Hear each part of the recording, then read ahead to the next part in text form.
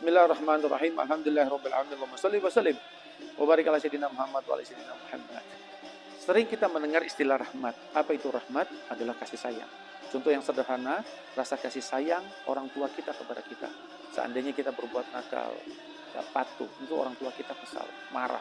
Tetapi kalau kita kembali ke orang tua kita minta maaf dan sebagainya, maka orang tua kita segera pasti memaafkan kita. Lupa apa yang perbuatan buruk yang pernah kita lakukan. Itu ada rahmat. Lalu bagaimana rahmat Allah Subhanahu wa taala terhadap hambanya? Tentunya jauh lebih besar. Sehingga di arsy-Nya Allah Subhanahu wa taala menuliskan, inna rahmati taglibu ghadabi. Sesungguhnya rahmatku mengalahkan kemurkaanku. Berarti apa? Kalau ada hak-haknya Allah yang kita langgar, Allah murka. Tapi kalau kita kembali kepada Allah, meminta pengampunan, ingat rahmat Allah jauh lebih tinggi daripada kemurkaannya. Pasti Allah akan mengampuni kita.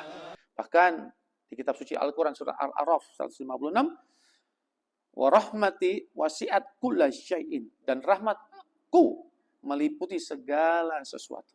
Maka dari itu, mari kita kejar rahmat Allah tersebut. Lalu bagaimana cara mendapatkan rahmat Allah? Tidak lain tidak bukan disebut di kitab suci Al-Quran surah Al-A'raf 56, inna rahmatallahi qaribum minal muhsinin. Sesungguhnya rahmat Allah amat dekat kepada orang-orang yang berbuat baik. Salah satu perbuatan baik tersebut tidak lain tidak bukan melakukan perintahnya Allah. Dan salah satu perintahnya Allah adalah membaca sholawat atas Nabi besar Muhammad SAW. Kalau kita membaca sholawat atas Nabi besar Muhammad SAW, man sholla alaihi wahidatan sallallahu alaihi asran. Barang siapa yang membaca satu sholawat kepada aku, maka Allah memberikan 10 sholawat atasnya. Apa artinya? Kita membaca sholawat satu kali kepada kanjeng Nabi, Allah memberikan 10 rahmat kepada kita. Coba lihat, orang yang ahli sholawat, berarti dirinya diliputi oleh rahmatnya Allah. Ada satu kisah, di mana kisah tersebut ada di kitab Al-Faid Al-Muqtarah, yaitu kisah orang yang mendapat rahmatnya Allah, di mana diceritakan oleh sebagian orang soleh. Dia punya tetangga yang ahli maksiat, sulit tidak mau tobat, dinasihati tidak tobat. Satu saat orang yang ahli maksiat tersebut meninggal dunia, dan pada malamnya orang soleh tersebut bermimpi melihat orang yang ahli maksiat yang meninggal tersebut ada di surga. Tentu ini hal yang aneh. Lalu dalam mimpi tersebut terjadi dialog. Faqultu lahu bimanil tahajil mangzilata. Orang soleh itu berkata, sebab apa kamu masuk surga? Sebab apa kamu masuk surga? Qala, maka ahli maksiat itu mengatakan, haddattu muhadisan fasami'tuhu yaqul man rafa'a sautahu bisolati ala Muhammadin sallallahu alaihi wasallam wajabat lahu jannah. Farafaqtu sauti bisolati alaihi wa rafa'a al-qaumu aswatahum. Faghafarallahu lana jami'a. Orang al-maksiat yang tadinya yang ada di surga tersebut menjawab, saya masuk di surga ini gara-gara saya pernah datang di majelis, di tempat pengajian, di mana ulamanya tersebut membawa satu riwayat hadis, yang di mana Rasulullah SAW bersabda, siapa saja orang yang mengeraskan suaranya untuk membaca sholawat atas Nabi besar Muhammad SAW, wajabat lahul jannah, maka wajib atasnya surga. Sehingga aku langsung mengamalkan hadis tersebut, aku bersuara keras untuk membaca sholawat atas Nabi besar Muhammad SAW, dan setelah itu aku lakukan, semua yang hadir mengikut aku dengan membaca sholawat atas Nabi besar Muhammad SAW dengan suara yang keras.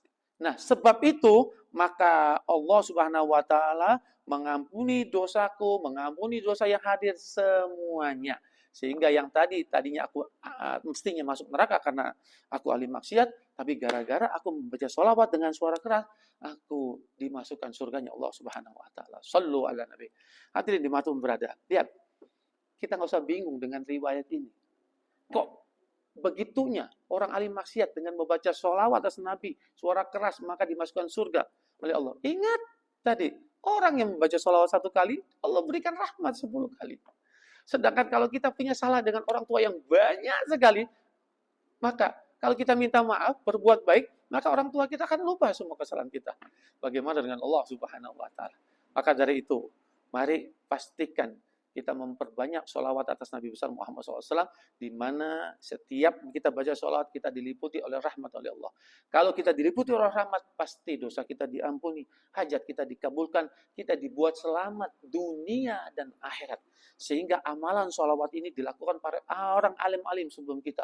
Ada yang satu hari membaca 25.000 sholawat, ada yang membaca 10.000 sholawat dan sebagainya. Sehingga mungkin kita belum bisa membaca sebegitu banyaknya. Tapi seorang ulama mengatakan minimal akhir zaman ini, kita ini sebangkrut-bangkrutnya, yaitu jangan sampai satu hari tidak membaca 300 sholawat setiap hari. Semoga Allah Subhanahu wa Ta'ala memberikan kepada kita kekuatan dohiran wal batinan, agar kita bisa memperbanyak membaca sholawat atas Nabi besar Muhammad SAW, sehingga kita selalu diliputi oleh rahmatnya, kasih sayangnya Allah Subhanahu wa Ta'ala. Subhanallah wa bihamdika, asyhadu an la ilaha illa anta, astaghfiruka wa atubu ilaik. Assalamualaikum warahmatullahi wabarakatuh.